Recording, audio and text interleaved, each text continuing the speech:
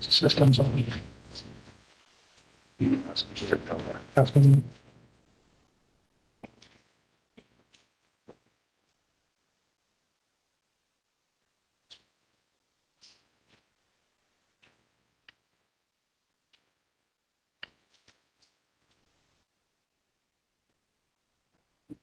Okay. Good evening again. I would now like to call a regular board meeting to order. We've been called at 6:09. We will forego the roll call since we previously took a roll call in the organizational meeting. Move to in memoriam. For those we serve, we have Dickie Tompkins, age 67, passed away Monday, December 5th. We received services from our SSA department.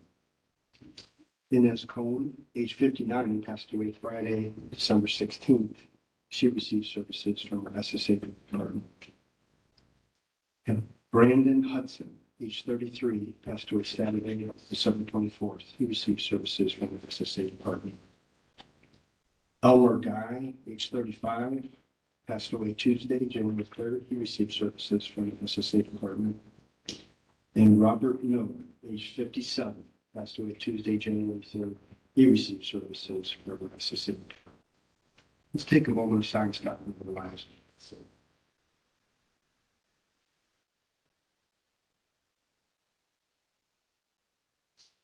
Okay, thank you. I now need a motion to approve minutes from regular board meetings held on December 13th. Second. Any additions, revisions, or corrections? With none, all in favor of approval of board meeting minutes, say aye. Aye. Will say nay. No abstentions. Minutes are approved. We have community employer recognition. Lisa Fairmore and Morgan Tilley will recognize Giant Eagle. Good evening. Morgan cannot be with us this evening, so I'm flying solo. Tonight, we would like to honor and thank Giant Eagle Corporation overall for their outstanding employment of people with developmental disabilities. I don't think you can go to any Giant Eagle in our community and not see one of our folks hard at work, being part of the team. So we're very thrilled and we're glad to have them as a partner in this community, keeping people with disabilities employed. So we will be presenting this plaque, and we thank Randy Rogers for creating this for us, and we will be delivering that to Giant Eagle on a later date. Thank you. Thank you. Thank you, Giant Eagle. So let's take, at this time, entertain anyone for public speaks. Anyone for public speaks? So we'll move on to the president's report. I did want to provide an update regarding the governor's release of this proposed budget. It's due up next Tuesday, January 31st, same day as the state of the state address. We're keeping a close eye on the release of this budget since it will have the governor's waiver rate increases in it. Much advocacy has occurred with the governor's office as well as with legislators on the importance of improving direct support for professionals' wages. This topic will be one that we'll be talking about likely all the way to June 30th, 2023. The budget must be approved by the House, Senate, and government. That concludes the president's report.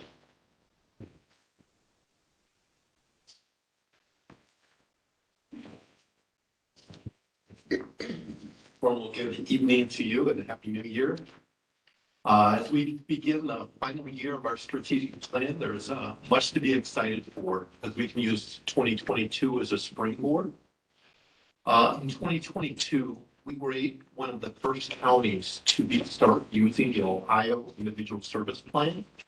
And we've actually converted 346 people that we are serving into that new format, which has improved quality. It has improved outcomes, and it has improved the identification of risks. Now, the format is not the deciding factor in regards to improved quality of individual service plan, but it has been the training and the retraining that we've done in 2022 to ensure measurable outcomes, to ensure the identification of risks and that there are plans to address them.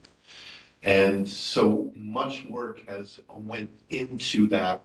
Literally, we trained in May, June, August, September, November, December, really to influence the 99 SSAs on what needs to be in a good, solid, quality individual service plan. In December, we saw twofold improvement in the quality of the individual service plan.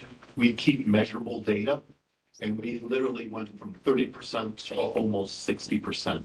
And we've seen that same improvement in January. So great trend we're moving in, and now we just have to keep it up and then continue to improve.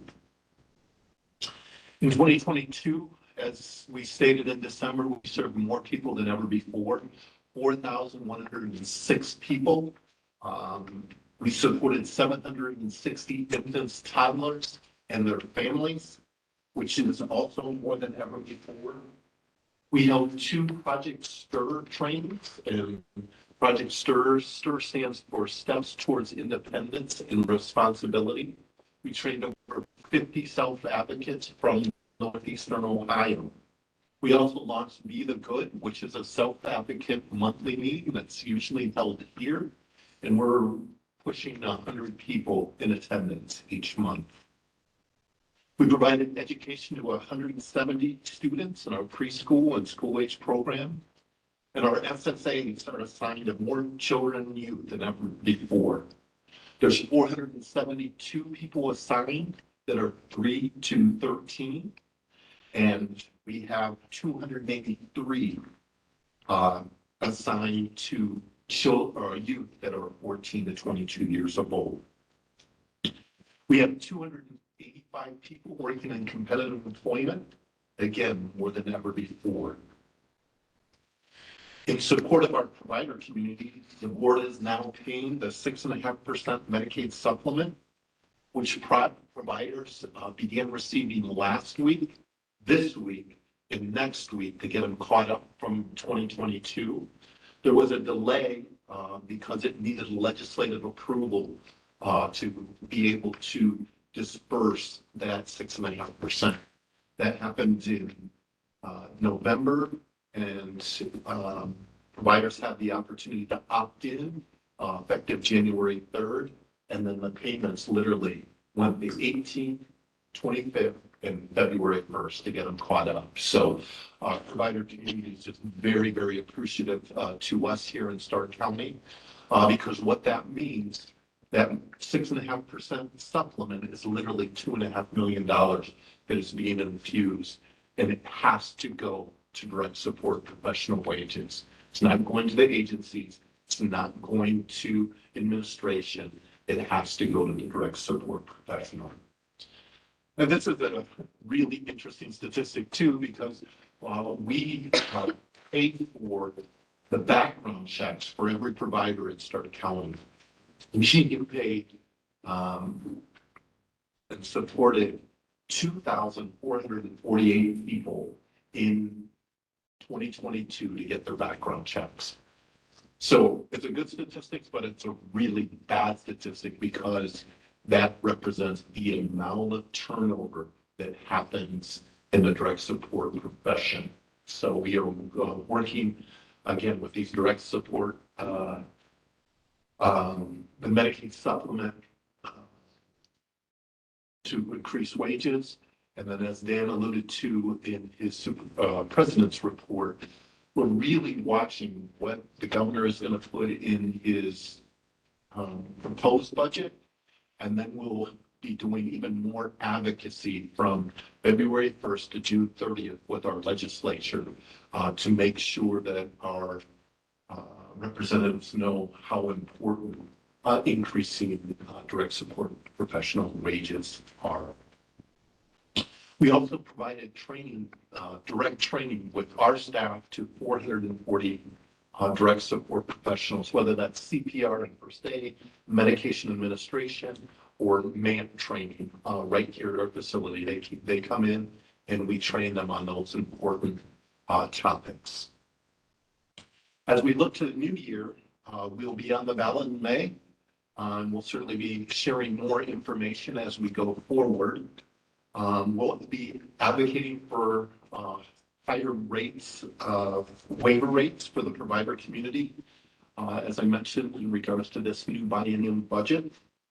And we'll be working on over 55 goals that are tied to our third year of our strategic plan. As we work on those goals, we'll actually be developing a new 5-year strategic plan, and we'll have that to really present to you by December of this year. We'll be preparing for our accreditation survey in August. And so it looks to be a very busy year, a busy spring, busy summer, and busy fall. So, you know, the spring will be campaigning and advocating with our legislature. Summer, we'll be doing final preparations for our accreditation. And then September, October, November, we'll be working on a new strategic plan. So it'll be a very, very substantive year as we look forward.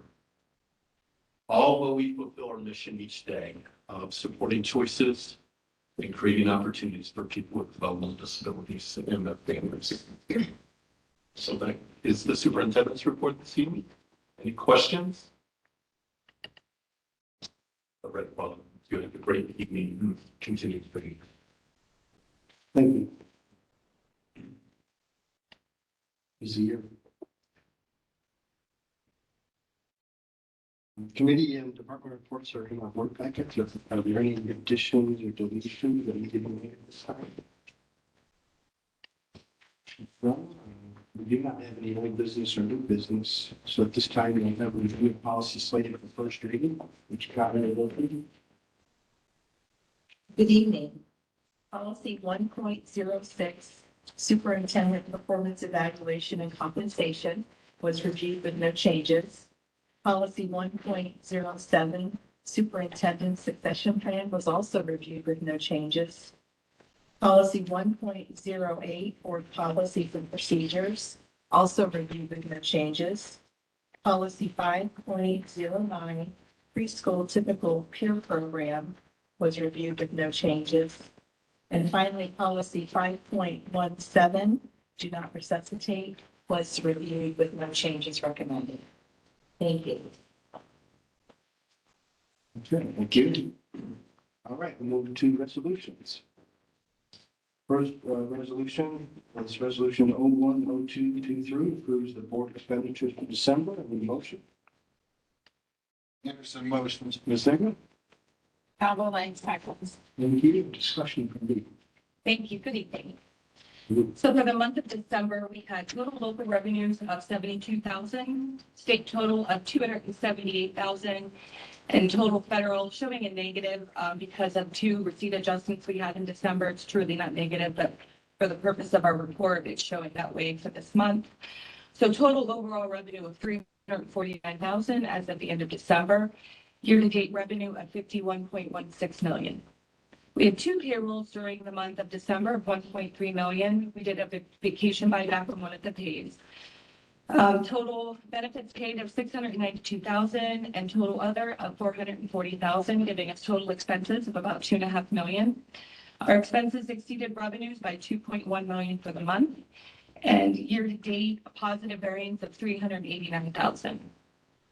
You can see down below our cash balance at the end of December of 61.16 million. We had 2022 purchase orders carried over of 558,000. A positive net change in position gives us unencumbered cash at the end of December of 60.6 million. Of course, minus our reserve balance of 10 million gives us actual of 50.6 million. Our budget versus actual, just focusing on year to date, so 51.16 million, which is 104.10% of what we expected to receive.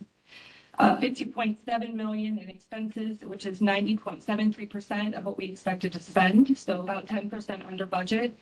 Mainly, as you see in the report, mainly due to the enhanced FMAP that was extended, which we weren't expecting. Our overall available budget at the end of 2022 was 4.2 million, again, mostly made up of unspent waiver match.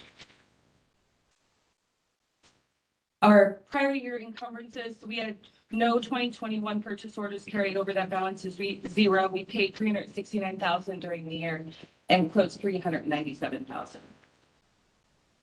So our resolution 010223, you can see the two payrolls there totaling 1.3 million, and the week-by-week breakdown of non-payroll totaling 1.1 million. If there are no questions, requesting approval of resolution 010223. No further questions. All in favor of the resolution, say aye. Aye. Or say nay. No abstentions. Financials for December are approved. Go to resolution 010323, approve the transfer of funds to Northeast Ohio Network. I need a motion. Anderson motions. In a second. My second. Thank you. Discussion from me. So this resolution is to transfer $212,000 over to Neon to support board obligations for the Family Support Services Program. So back in 2020, we used to get funding from the state for this program, which ceased at that time. However, we still wanted to provide these services because they're pretty vital to those we serve. The $212,000 is basically to replenish those funds kept at Neon for the Family Support Services and appropriated in this year's budget as well. If there are no questions, requesting approval of resolution 010323. Okay, thank you. Any further questions? If not, all in favor, say aye. Aye. Opposed, say no. No abstentions. Resolution is approved. So resolution 010423 approves a request to renew the superintendent's contract. Need a motion to approve. Valvo Lang moves. In a second. My second. Thank you. I'll provide discussion. The board has wished to extend the term of Will Reed's contract.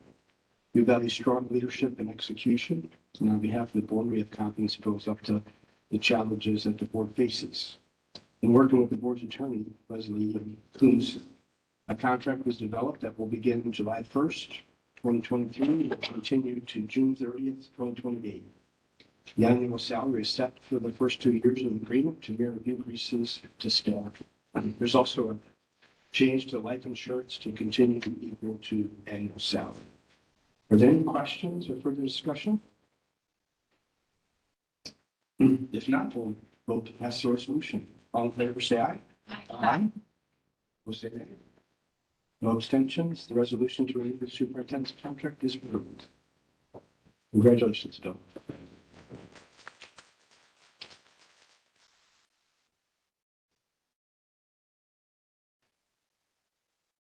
Resolution 010523 approves the request for Whippleville security upgrades. Need a motion to approve.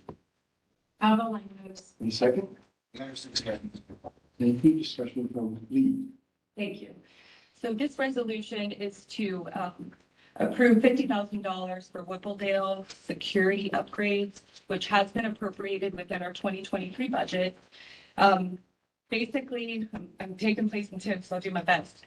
So it's going to include new cameras and DVR devices. We have kind of old equipment, but the stuff that they're going to be doing is IP based, and we'll be able to just have way better security system.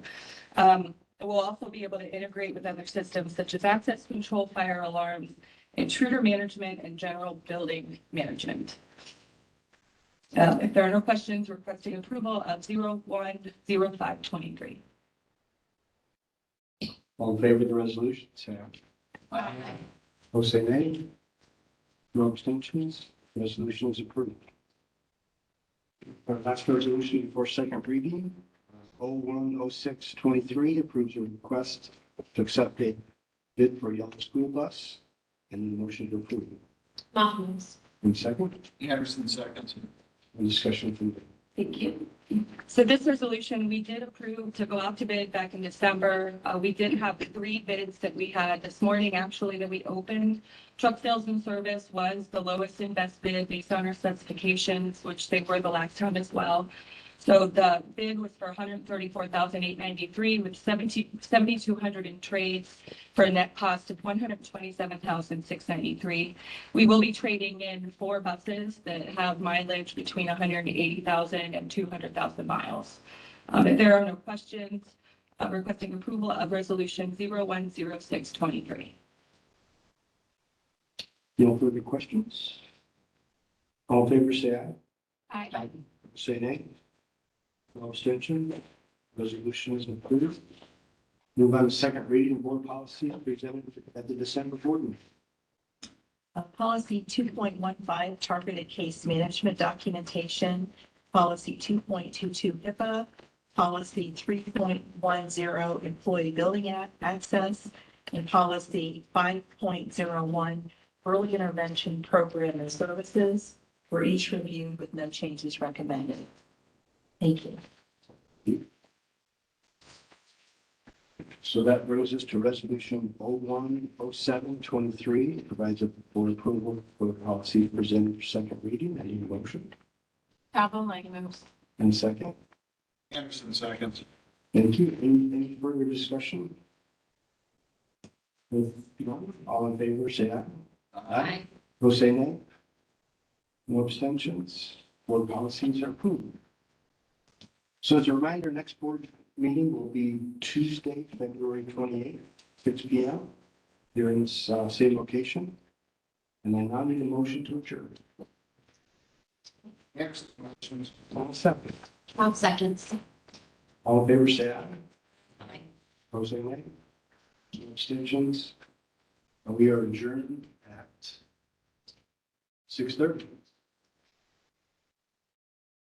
Thank you. Thank you.